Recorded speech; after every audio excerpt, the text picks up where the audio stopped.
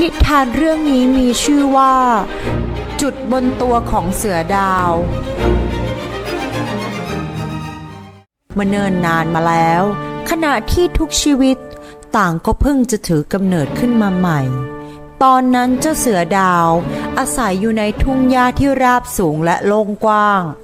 มันร้อนระอุมากและมีแสงแดดแผดเผาบนพื้นหญ้าล้วนแล้วที่นั่นก็มีแต่ทรายกับก้อนหินมันแห้งแล้งมากซึ่งบรรดากอหญ้าก็มีสีเหลืองยีราฟและม้าลายต่างก็อาศัยอยู่ที่นั่นตลอดทั้งตัวของพวกมันล้วนแต่มีสีน้ำตาลอมเหลืองอย่างสีทรายแต่ทว่าเจ้าเสือดาวซึ่งเป็นสัตว์ป่ารูปร่างคล้ายแมวที่มีสีเหลืองหม่นปนเทานั้นซึ่งสีเหลืองหม่นปนเทาของมันนั่นเองช่างดูคล้ายสีทรายยิ่งไปกว่าสัตว์ตัวไหนๆสีของร่างกายของมันจึงกลมกลืนเข้ากันกับสีเหลืองและกลมกลืนเข้ากันกับทุ่งหญ้าด้วยเช่นกันจนแยกแยะแทบไม่ออกเลยว่านี่คือเสือดาวหรือว่าทุ่งหญ้ากันแน่นี่เป็นเพียงสิ่งที่แย่เหลือเกินสำหรับยีราฟและม้าลายและพวกสัตว์ตัวอื่นๆนั่นก็เพราะว่า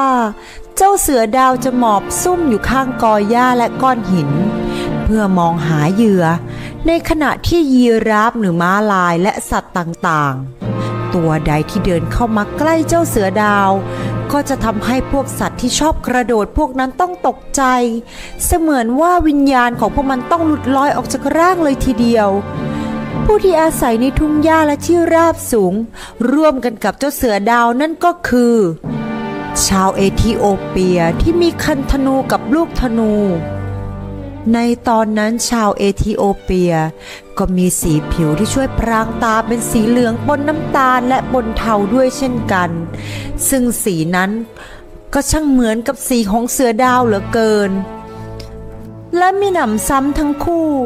ก็ยังออกล่าสัตว์ด้วยกันอีกด้วยชาวเอธิโอเปียล่าสัตว์ด้วยคันธนูและลูกธนูส่วนเจ้าเสือดาวล่าด้วยกรงเล็บและเขี้ยวอันแหลมคมจนพวกยีราฟและสัตว์ต่างๆกระโดดหนีกระเจิงไปทางนู้นไปทางนี้ได้ทันทีเมื่อเห็นเขาทั้งสองคนเมื่อวันเวลาที่ยาวนานช่วงหนึ่งได้ผ่านพ้นไปแล้วก็มาถึงวันแล้ววันเล่าจนในที่สุดเมื่อไปถึงป่าใหญ่แห่งหนึ่งที่เต็มไปด้วยต้นไม้และพุ่มไม้และเงาต่างๆและจากนั้นช่วงวันเวลาที่ได้ผ่านพ้นไปจากการที่พวกมันยืนอยู่ใต้เงาที่มีลายๆนั้นจากนั้นลายของพวกมันก็ค่อยเปลี่ยนไปทีละเล็กละน้อยยีราฟมีลายจุดๆส่วนม้าลายก็มีลายทางเป็นริ้วๆอีกด้วยซึ่งถึงแม้จะเป็นอย่างนั้นถึงแม้เราจะได้ยินเสียงหรือได้กลิ่นของพวกมันแต่เราก็จะเห็นตัวพวกมันได้ยากมากและจะมองเห็นได้ก็ต่อเมื่อรู้แน่ว่าจะต้องเพ่งมองไปทางไหนเท่านั้นพวกสัตว์ต่างๆมีชีวิตอย่างสุขสบายในป่าอันเต็มไปด้วยเงาจุดๆด่างๆดวงๆนั้นแต่ในขณะที่เจ้าเสือดาวและชาวเอธิโอเปียวิ่งพล่านไปทั่วที่ราบสูงสีแดงปนเหลืองปนเทานั่น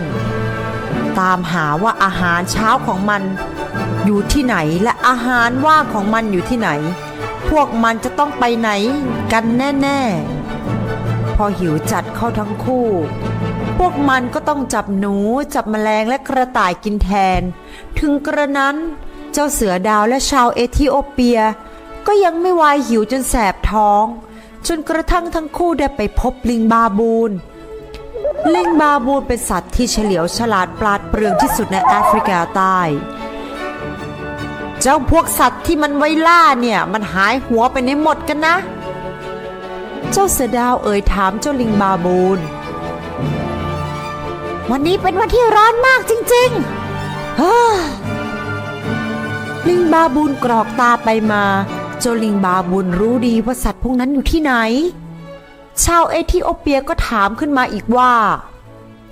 ท่านช่วยบอกข้าหน่อยเถอะว่าถิ่นฐานปัจจุบันของบรรดาสัตว์ดั้งเดิมพวกนั้นอยู่ที่ไหนเผื่อข้าจะตามหามันเจอก็เท่านั้นเอง เจ้าลิงบาบูนกรอกตาอีกครั้งและมันรู้ดีว่าสัตว์พวกนั้นอยู่ที่ไหนเจ้าลิงบาบูนก็เอ่ยขึ้นมาว่าถ้าพวกสัตว์ที่มีเวลานั้นพวกมันเปลี่ยนเป็นลายของมันจากสีเหลืองปนทรายจนกลายเป็นลายจุดๆกันหมดแล้วและคำแนะนำสำหรับเจ้านะเจ้าเสือดาวเจ้าก็ต้องรีบเปลี่ยนลายของเจ้าให้เป็นลายจุดเหมือนพวกมันด้วยเช่นกันและเจ้าก็ต้องทำให้เร็วที่สุดเท่าที่จะทำได้ชาวเอธิโอเปียจึงพูดขึ้นมาอีกว่าโอ้คำแนะนำของท่านนั้นดีเหลือเกินแต่ข้าก็ยังอยากจะรู้ว่าไอ้เจ้าสัตว์พวกนั้นมันไปอพยพอยู่ที่ไหนกันนะลิงบาบูนตอบกลับไปว่า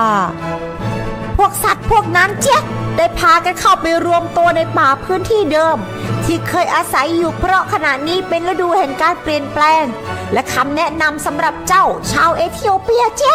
เจ้าต้องรีบเปลี่ยนตัวเองให้เร็วที่สุดเท่าที่จะเร็วได้ด้วยเช่นกันจากนั้นทั้งเจ้าเสือดาวและชาวเอธิโอเปียต่างก็พิศวงงงงวยและมองหน้ากันและกันต่อมาทั้งคู่ก็เริ่มออกเดินทางไปยังป่าพื้นที่เดิมที่เจ้าพวกสัตว์พวกนั้นอาศัยอยู่หลังจากเวลาได้ผ่านไปหลายวันต่อหลายวันทั้งคู่ได้มาพบป่าสูงกว้างใหญ่เต็มไปด้วยลำต้นและกิ่งก้านและพุ่มไม้ของต้นไม้นานาพันธุ์ที่มีเงาทอดทับสลับกันไปมาทั้งเงาด่างๆดวงดำๆจุดๆทั้งหลายที่ไขว้กันเต็มไปหมดเจ้าเสือดาวถามเจ้าเอธิโอเปียว่านี่อะไรกันมันดูมืดมากแต่ก็มีแสงเป็นดวงเล็กๆเต็มไปหมดข้าก็ไม่รู้แต่มันคงจะเป็นป่าพื้นที่เดิมเพราะข้าได้กลิ่นยีราฟและได้ยินเสียงยีราฟแต่ข้าไม่อยากจะเห็นเจ้ายีราฟเลยมันน่าโมโหนักเสือดาวพูดกลับต่อมาว่าแปลกจริงข้าคิดว่ามันต้องเป็นพวกมันแน่ๆแต่เพราะว่าเราเพิ่งเข้ามาถึงที่นี่มันไม่มีแสงแดดแต่ทว่าข้าก็ได้กลิ่นม้าลายได้ยินเสียงม้าลายแต่ก็ไม่อยากจะเห็นตัวม้าลายสักนิดเดี๋ยวนะชาวเอธิโอเปียพูดเวลาที่เราเคยล่าพวกมันก็ผ่านมานานมากแล้วบางทีเราอาจจะลืมไปก็ได้ว่าพวกมันมีรูปร่างหน้าตาเป็นอย่างไรเจ้าเสือดาวตวัดกลับด้วยความเกรี้ยวกราดเลวไหลข้าจำทุกสิ่งที่เคยพบเคยเห็นในทุ่งหญ้าที่ราบสูงได้ดีโดยเฉพาะอย่างยิ่งข้าจำกระดูกที่มีไขกระดูกของพวกมันได้ทุกท่อนทีเดียวล่ะเจ้ายีราฟมันสูงราวๆ17 ฟุตตัวมันเป็นสีเหลืองทองอมสีชาจางๆตั้งแต่หัวจรดเท้าส่วนไอ้เจ้าม้าลายก็สูงราว4 ฟุตครึ่งแล้วก็ตัวเป็นสีเหลืองอมน้ำตาลมนมัวจากหัวจรดเท้าเช่นเดียวกันชาวเอธิโอเปียพึมพำว่าก็จริงแฮะจากนั้นพอมองเข้าไปในป่าดั้งเดิมป่าพื้นที่เดิมที่มีแต่เงามืดคล้ำกระดำกระด่างไปทั่วและถ้าเป็นอย่างนั้นพวกมันก็น่าจะกระโดดโลดเต้นออกมาในที่มืดอย่างนี้สิแต่ทว่าพวกสัตว์ป่าตัวไหนก็ไม่ได้ปรากฏตัวออกมาเลยเจ้าเสือดาวและชาวเอธิโอเปียได้ตามล่าหาพวกสัตว์เหล่านั้นอยู่ทั้งวันแล้ววันเล่าถึงแม้พวกมันจะได้กลิ่นและได้ยินเสียงของยีราฟและสัตว์ป่าต่างๆแต่มันก็ไม่เห็นแม้แต่เงาสักตัวเดียวเจ้าเสือดาวพูดขึ้นในตอนบ่ายวันหนึ่งว่าให้ตายสิข้าว่าเรามารอจนกว่าจะมืดเถอะในการล่าตอนกลางวันพวกมันคงรู้ตัวกันหมดแล้วมั้งมันถึงได้ไม่ออกมาให้เห็นแบบนี้จากนั้นทั้งคู่ก็รอจนกระทั่งมืดแล้วในทันใดนั้นเจ้าเสือดาวได้ยินเสียงตัวอะไรสักอย่างหายใจฟืดฟาดอยู่ในแสงดาวที่ส่องเป็นประกายเป็นเส้นขีดยาวลงมาจากรูร่องกิ่งไม้กระทบพื้นเจ้าเสือดาวเห็นแสงนั้นก็กระโจนเข้าหาแสงนั้นทันทีและจากนั้นมันก็ได้กลิ่นเหมือนม้าลายแล้วมันก็รู้สึกเหมือนสัมผัสตัวของม้าลายแต่มันก็มองไม่เห็นตัวของม้าลายมันจึงกล่าวแก่สิ่งนั้นว่าเงียบนะเจ้าสิ่งที่ไม่มีรูปร่างข้าจะนั่งทับหัวของเจ้าอยู่อย่างนี้ไปจนถึงเช้าเพราะข้ารู้สึกว่ามีอะไรบางอย่างเกี่ยวกับตัวเจ้าที่ข้ายังไม่เข้าใจเอาซะเลยคราวนี้เจ้าเสือดาวได้ยินเสียงขู่คำรามเสียงปะทะเละเทะอึกกระทึกครึกโครมเสียงต่อสู้จากนั้นชาวเอธิโอเปียก็ร้องออกมาว่าข้าจับตัวอะไรได้ตัวหนึ่งแต่มองไม่เห็นมันเลย กลิ่นของมันเหมือนยีราฟแล้วมันก็ยังเตะข้างมาที่ยีราฟทำอีกด้วยแต่ข้าก็ไม่เห็นตัวของมันเลยอย่าไว้ใจมันนะเจ้าเสือดาวร้องบอกและพูดต่อไปว่านั่งทับหัวของมันไว้จนถึงเช้าอย่างข้าไอ้เจ้าสิ่งนี้ไม่ว่าตัวไหนไม่ว่ามันคืออะไรเราก็ต้องนั่งทับมันไว้แบบนี้ละจากนั้นทั้งคู่จึงนั่งทับอยู่อย่างนั้นถึงเวลาเช้าที่แสงแดดแจ่มกระจ่างเจ้าเสือดาวจึงร้องถามขึ้นว่าท่านพบตัวอะไรที่อยู่บนโต๊ะอาหารของท่านล่ะพี่ชายชาวเอธิโอเปียเกาศีรษะแล้วกล่าวว่ามันมีสีน้ำตาลอมส้มผสมกับสีชาแก่ๆตั้งแต่หัวจรดเท้าเลยแล้วมันก็น่าจะเป็นยีราฟแต่ตลอดทั้งตัวของมันกลับมีสีน้ำตาลเข้มเป็นดวงๆอยู่เต็มไปหมดแล้วเจ้าล่ะตัวอะไรที่อยู่บนโต๊ะอาหารของเจ้าไอ้น้องชายเสือดาวเกาหัวแล้วตอบว่ามันน่าจะเป็นม้าลายแต่ลายบนตัวมันแปลกมากมีแถบสีดำสลับกับสีขาว